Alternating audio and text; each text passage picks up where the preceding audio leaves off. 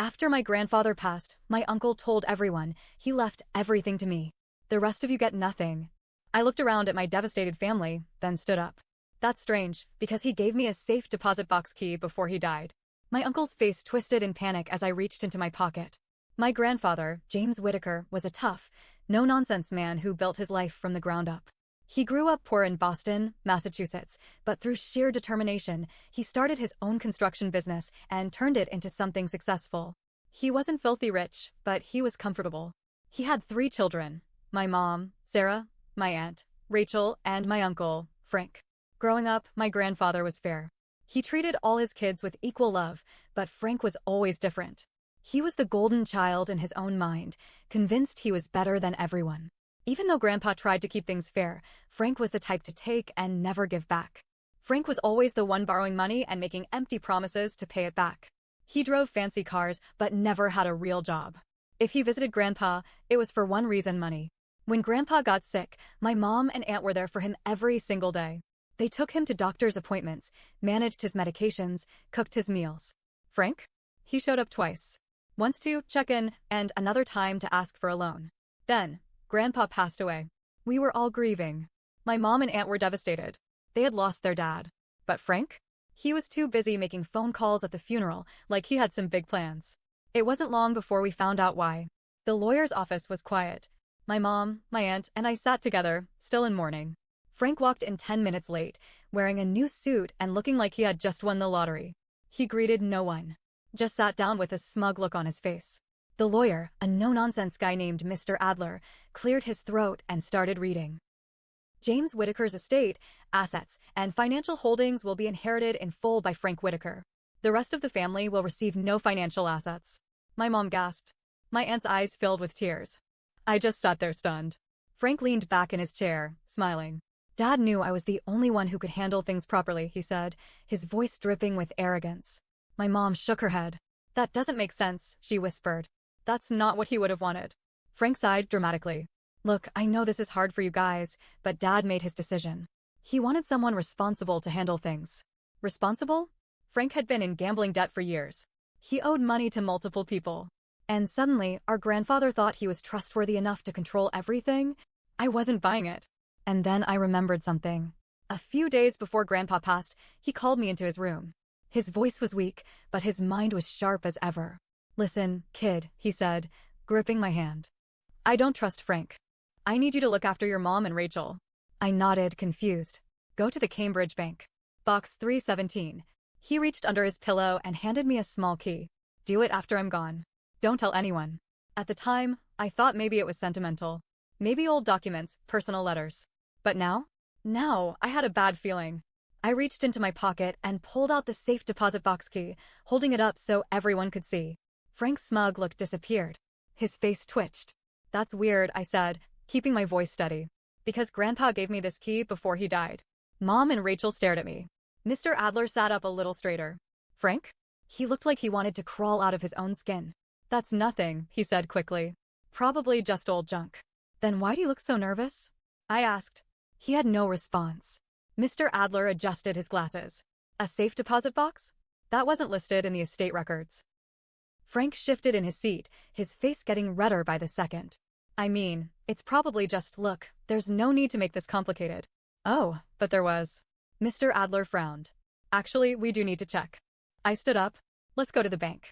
The next morning, my mom, aunt, and I arrived at the Cambridge Bank with Mr. Adler. Frank showed up, visibly sweating. He tried to play it cool, but his hands wouldn't stop shaking. The bank clerk led us to the vault. I slid the key into the lock, took a deep breath, and pulled the box open. Inside, there were several stacks of documents, a handwritten letter, and a USB drive. My hands trembled as I picked up the letter. I recognized the handwriting immediately, Grandpa's. I read it out loud. If you're reading this, it means I'm gone. And if Frank is throwing a fit, then I was right. I always knew he would try to take everything. But the truth is, I left my assets to be split fairly. The real will is inside this box. The one Frank has? A fake. A stunned silence filled the room. Frank let out a nervous laugh. That's ridiculous. That letter could be fake. Mr. Adler ignored him and reached for the real will. It was properly notarized and signed. The estate was split evenly, Frank got nothing. Then, I picked up the USB drive. Frank tried to snatch it, but I yanked my hand away. The bank clerk looked alarmed. Sir, please step back. Mr. Adler plugged the USB into his laptop. A video file appeared. I clicked play. A security camera recording popped up. It showed Frank, sitting in a dimly lit office. Across from him, a shady-looking lawyer. Their voices were clear as day. Frank, can you fake a will? Lawyer, for the right price. Frank, I need it done before the old man dies. Frank froze. His face turned white. The video played in stunned silence. Frank sat there, looking like he had seen a ghost. His hands clenched into fists, his face drained of all color. The bank vault felt smaller, hotter, like the air had been sucked out. My mother covered her mouth. My aunt shook her head in shock. The video continued. Frank, I need it done before the old man dies. Shady lawyer, that's risky. If the real will turns up, you're screwed. Frank, it won't. I've got it handled. The video ended. Silence. I turned to Frank. Handled, huh? He shot up from his chair. This is bullshit. Watch your language, Mr. Adler said calmly, closing the laptop. Frank turned to the bank clerk. This is a setup. This whole thing is fake. The bank clerk didn't even flinch. Sir, we don't interfere in legal matters. But you should leave before we call security. Frank's jaw clenched. He turned to us, desperate. Look, let's be reasonable, like how you reasonably tried to steal everything. I cut in. His face twitched. We can fix this. His voice was lower now. Let's just work something out. He was negotiating. He was actually trying to bargain his way out. My mother stood up. Her voice was steady, but I could see the rage beneath it. You let us believe Dad cut us out. You let us sit there and cry while you smiled in our faces. Frank swallowed hard. I was just what? My aunt snapped. Lying? Stealing? Frank's fake charm crumbled. His eyes darted to me. You can just hand that over, right? He nodded toward the USB drive in my hand. I let out a dry laugh. Oh, you mean evidence? You want me to hand you the proof of your crime? Frank's face darkened. You don't know what you're doing. His voice dropped. You have no idea what you're messing with. My stomach twisted. There was something off about his tone. Is that a threat? Mr. Adler asked, raising an eyebrow. Frank exhaled sharply, rubbing his hands over his face. He looked cornered, and desperate men do stupid things. Fine, he muttered. Then he stormed out of the bank. But something told me this wasn't over. That night, I couldn't sleep. My mind raced. If Frank had been confident enough to forge a will, then he must have had a backup plan. The next morning, I woke up to a call from my mom. We need to go to Grandpa's house. Now. There was something in her voice, something that made my stomach drop. When we got to Grandpa's house in Cambridge, the front door was unlocked. That was impossible. The place had been empty since Grandpa passed. We hadn't even started sorting through his things. I exchanged a look with my mother before stepping inside. The air was stale, filled with dust and the faint smell of my grandfather's old cologne. But something was wrong. Drawers were open. Papers were scattered across the floor. The desk in his study had been ransacked. Someone had been looking for something. And I had a good idea who. Frank was here, my aunt whispered. I knelt beside the mess. Letters, receipts, old bills. He had been digging through everything, looking for something that could help him cover his tracks. And then I saw it. A shredder sat near the desk, half filled with torn-up documents. That bastard was trying to destroy evidence. My hands shook as I pulled out pieces of paper. Some were completely shredded, but a few were still readable. One had my grandfather's handwriting. Frank can't be trusted. I need to make sure my estate is handled properly. I left a copy of my will in, it cut off there. The rest was gone. There's another copy, my mother whispered. He just told us where. Frank hadn't found it yet. We had to move fast. Where would he hide something like that? My aunt asked. My mom's eyes widened. His office. Downtown. He always kept backup files in a locked cabinet. We drove there immediately. When we arrived, I saw something that made my blood run cold. Frank's car was already parked out front. He was inside. We weren't just looking for the will anymore. We were about to come face to face with a man who had nothing left to lose. Frank's car was already parked outside Grandpa's old office. The hairs on the back of my neck stood up. This wasn't just a legal battle anymore. This was something worse. My mom gripped my arm. What do we do? I didn't have an answer. We could call the police, but for what? Trespassing? We didn't even know what he was doing in there yet.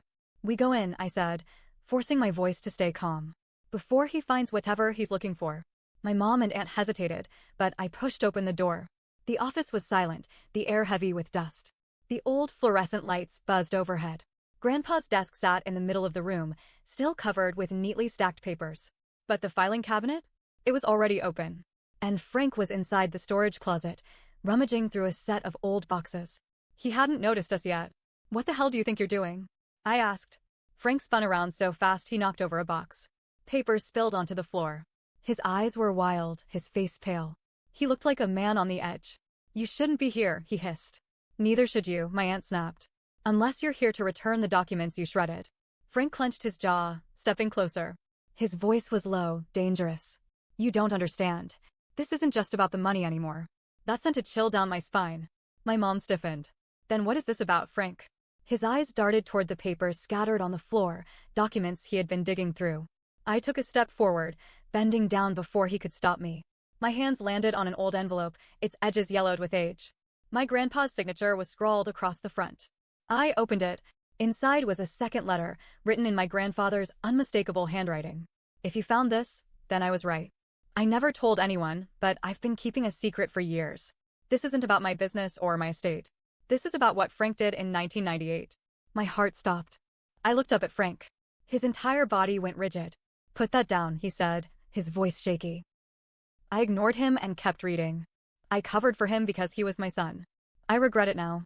I should have let him face the consequences. Frank knows what he did. And if he's trying to destroy this letter, then he knows it's finally caught up with him. I looked up again. "What happened in 1998? I asked, my voice barely above a whisper. Frank's breathing was uneven. His eyes flicked toward the door, like he was about to bolt. I didn't let him. "What happened in 1998, Frank?" I shouted. He snapped. "IT was a mistake." My mother flinched. My aunt grabbed my arm. Frank's chest rose and fell rapidly. He looked like a man cornered by his past. "I didn't mean to do it," he whispered. "It wasn't supposed to happen like that." He ran a hand through his hair, laughing bitterly. "Dad promised me he'd never tell anyone. He told me it was handled." I didn't blink. Handled what? Frank's entire body sagged. Like the weight of the truth was about to crush him. "There was an accident," he muttered. My stomach twisted. "What kind of accident?" I asked. He didn't answer. Instead, he turned his back on me, gripping the desk like he needed it to stay upright. "I didn't mean to kill him." Silence. Everything in the room changed. My mother let out a strangled gasp. My aunt took a step back, covering her mouth. Frank turned around, and for the first time, I saw real fear in his eyes. "You don't understand," he whispered. "I was just trying to scare him." I felt lightheaded. "Who?" I forced the word out. Frank swallowed hard. His voice was barely audible. "The guy I owed money to." It started years ago, when Frank was in deep with a loan shark. The details were hazy, but the letter in my hands filled in the blanks. Grandpa had known everything. Frank had owed someone a lot of money. And when he couldn't pay, the guy came looking for him. One night, Frank decided to confront him. But things got out of hand.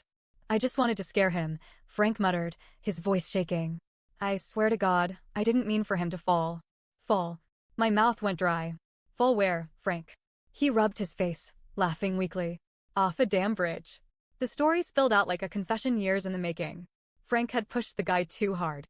He fell, hit his head, and drowned before anyone could help. The police never solved it. They thought it was an accident. But Grandpa knew the truth. He had covered for Frank, using his connections to make sure the case went cold. And now Frank thought he could erase the last piece of evidence. I looked down at the letter again. The last lines made my blood run cold. "If anything happens to me, Frank is the first person you should look at. He's done it before. And if he's desperate enough, he'll do it again." My hands shook as I folded the letter back into the envelope. Frank took a step forward. "You can't show that to anyone," he said, his voice eerily calm. I took a step back. My mother and aunt stood frozen, the weight of the truth pressing down on them. "You don't get it," Frank continued. "I have nothing left to lose." His hand darted toward his jacket pocket. I didn't think. I lunged forward. "No," my mom screamed. Frank shoved me aside, ripping the letter from my hands. I hit the ground hard, pain exploding through my side. "Frank, stop," my aunt shouted. But it was too late. Frank grabbed a lighter from his pocket, and before any of us could stop him, he set the letter on fire. The flames spread fast, the paper curling and blackening within seconds. I scrambled forward, trying to grab it, but it was already too late. The last piece of Grandpa's evidence was turning to ash. Frank stood there, breathing heavily, watching it burn. Then he looked at me, smiling slightly, like he had won. "Now it's your word against mine." Frank stood there, watching the letter turn to ash. The smug look on his face made my blood boil. "Now it's your word against mine." For a moment, no one spoke. The only sound in the office was the faint crackling of burning paper. I felt sick. I had been so close to proving everything, to exposing him once and for all. And now? Now, the last piece of evidence was gone. My mother and aunt stood frozen, horrified. Frank let out a breath, rubbing his hands together like this was just another problem solved. Well, he said, stretching his arms. I think that settles it. My jaw clenched so hard it hurt. You really think you won? I said. Frank smirked. I don't think. I know. My fists clenched. I wanted to hit him. I wanted to wipe that arrogant look off his face. But then I remembered something. My hands were shaking, but I reached into my pocket. Frank's smug look faltered as I pulled out my phone and turned the screen toward him. The video had been recording the entire time. Frank stopped breathing. I pressed play. His own words filled the room. I didn't mean to kill him. I just wanted to scare him. I didn't mean for him to fall off the bridge. His confession. Recorded. Frank's face turned gray. You son of a... He lunged at me. I barely had time to react before he grabbed my wrist, trying to rip the phone away. Crash. We slammed into Grandpa's desk, knocking over a stack of books. Give it to me, he snarled. Get the hell off me, I shouted, shoving him back. My mother and aunt screamed as Frank grabbed a paperweight off the desk and swung it at me. I ducked just in time. It smashed against the filing cabinet, leaving a dent. Are you insane? My aunt shrieked. Frank's chest was heaving, his eyes wild. He had completely lost control. I turned and bolted for the door, my heart pounding so hard it hurt. But Frank wasn't done. He grabbed a chair and flung it in my direction. I dodged just in time, but my foot caught on a stray book and I went down hard. Frank pounced. You're not ruining this for me. I twisted onto my back, holding up my phone just out of his reach. Bang. The office door slammed open, and suddenly, 2 uniformed police officers burst in. Get on the ground. Hands where we can see them. Frank froze. His eyes darted to the door, to his only escape. But it was too late. The cops rushed forward, tackling him to the ground before he could make a run for it. No, you don't understand, he screamed, thrashing like a wild animal. The officers pinned him down. One of them pulled out handcuffs. My mother had her hands over her mouth, tears running down her face. My aunt was shaking, gripping the edge of the desk like she was about to collapse. I finally sucked in a breath, my entire body trembling. Someone want to tell me what the hell is going on here? One of the cops asked. I held up my phone, still recording. I have everything you need. The next few hours were a blur. We gave our statements. I handed over the video recording. The cops retrieved the half-burnt scraps of Grandpa's letter, just in case anything could still be pieced together. Frank? Frank was taken out of the office in handcuffs, screaming like a lunatic. You set me up. This is a lie. You'll never prove it. But we already had. The moment the police watched the video, they knew. Frank was done. Frank was charged with multiple crimes. Forgery and fraud, for faking the will, destruction of evidence, for burning the letter, assault and battery, for attacking me, and most importantly, his past finally caught up with him. The cold case from 1998 was reopened. When the cops started digging, they found more proof of what Frank had done all those years ago. And just like that, my uncle was facing a murder charge.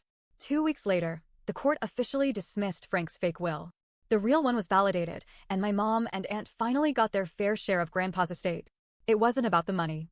It was about justice. Frank tried to take everything from us. Instead, he lost everything himself. Before Frank's trial, I went to see him one last time. He was sitting in a jail cell, looking smaller than I'd ever seen him. No fancy suit. No smug smile. Just a broken man in an orange jumpsuit. He looked up when I stepped in. You happy now? He muttered. I stared at him. This man, this pathetic, selfish man, had tried to ruin my family. He had lied, cheated, and even killed a man just to save himself. And now? Now, he was the one with nothing left. You did this to yourself, I said. Frank scoffed, leaning back in his chair. Dad would have protected me. I felt my chest tighten, but I stayed calm. Dad isn't here anymore, I said. And he left me the key for a reason. Frank's face twisted with rage. But I didn't wait for a response. I turned and walked away. I never saw him again. Sometimes, justice isn't about revenge. It's about making sure the truth wins. Frank thought he was untouchable. He thought he could lie, steal, and get away with murder. But in the end, he lost everything. And my grandfather? He made sure his real legacy was protected.